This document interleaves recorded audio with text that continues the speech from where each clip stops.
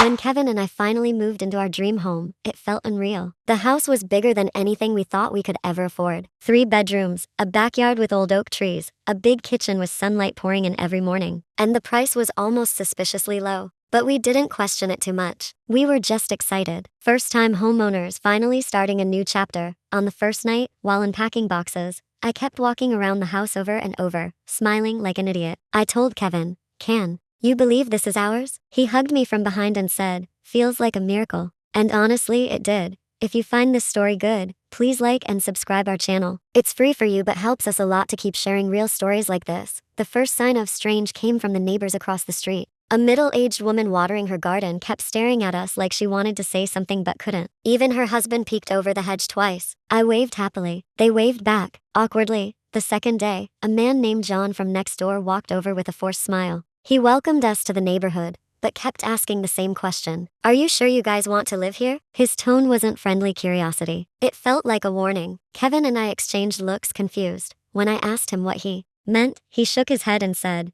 "You'll find out soon enough," and walked away. Not exactly the warm welcome we expected. That evening, while placing our coffee mugs in the kitchen cabinet, I noticed something carved into the wood on the inside. It looked like scratches, but not random scratches, more like letters. A shaky hand had carved the words, "He doesn't leave." I felt a shiver run through me. Kevin tried to reassure me, saying, maybe the previous owners had kids who carved nonsense everywhere. But my gut said it wasn't just nonsense. Later that night, we heard footsteps upstairs. Heavy, slow, dragging footsteps. The problem was we were both downstairs, sitting on the living room floor eating pizza. Kevin paused mid-bite, listening. The sound stopped, then continued, then stopped again. He grabbed a flashlight, ran upstairs, and searched every corner. Nothing. No intruder, no animal, nothing moved. But the sound had been so clear that even he didn't try to dismiss it. The next morning, I walked outside to grab the mail and saw the same garden lady again. This time she hurried across the street straight toward me. "Listen," she whispered, looking around like someone might hear. "Please be careful. I don't know what the realtor told you, but people didn't move out of that house by choice." My stomach dropped. "What do you mean?" She looked over my shoulder at the house, then at me. "Bad things happened there. And the man who lived there before you," she swallowed, "he never really left."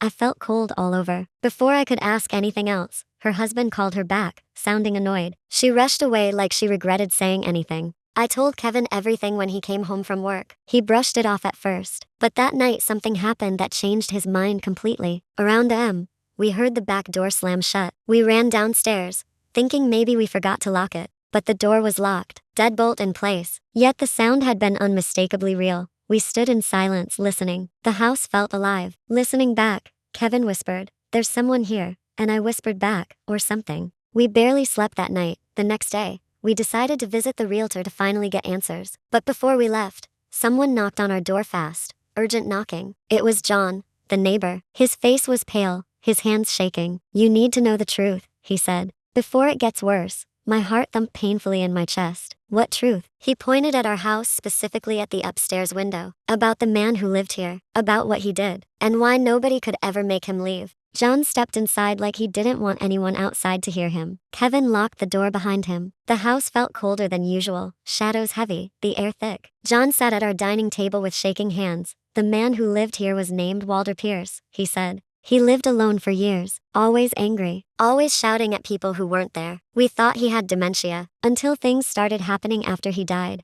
I felt my skin crawl. "After he died?" John nodded. "No one told you?" Kevin's jaw clenched. "Told us what?" "That Walter died right here, in this house. And the people who bought the place after him, every single one sold it within months." I felt a chill spread through my chest. "Why did they leave?" John's eyes filled with fear. "Because they all said the same thing. They could still hear him walking around." Kevin and I stared at each other. Those footsteps, that night, the loud slam, the carved message. I whispered, "He doesn't leave." John froze. "You saw the carving?" I nodded. He rubbed his face with both hands. "The last family carved that. They said it was the only warning they could leave behind before they ran out." I felt sick. Actually sick. Kevin asked, "What exactly happens? Tell us everything."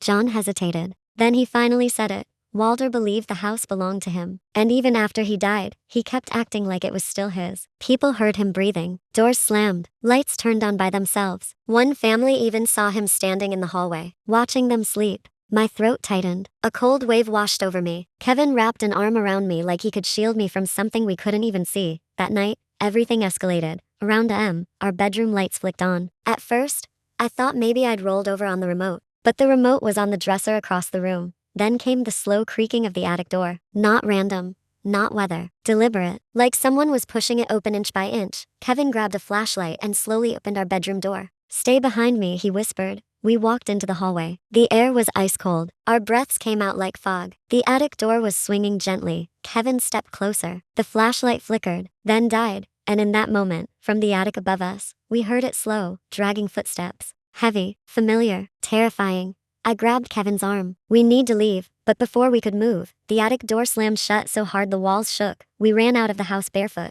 not stopping until we reached the street. Our neighbors came out, John, the garden lady, even people we had never met. No one looked surprised. That was the worst part. The garden lady hugged me and whispered, "I tried to warn you." The next morning, we packed everything. It felt humiliating, leaving after only a week, but fear leaves no room for pride. We stayed in a hotel for 2 nights until we found a small rental apartment. Weeks later, when the house went back on the market again, the listing said, "Price reduced." Motivated seller. We didn't laugh, we didn't judge, and we certainly didn't ask who moved in after us, because now we understood the truth. Some houses are cheap, but the real cost? You only discover once you live inside them. If you find this story good, please like and subscribe our channel. It's free for you but helps us a lot to keep sharing real stories like this.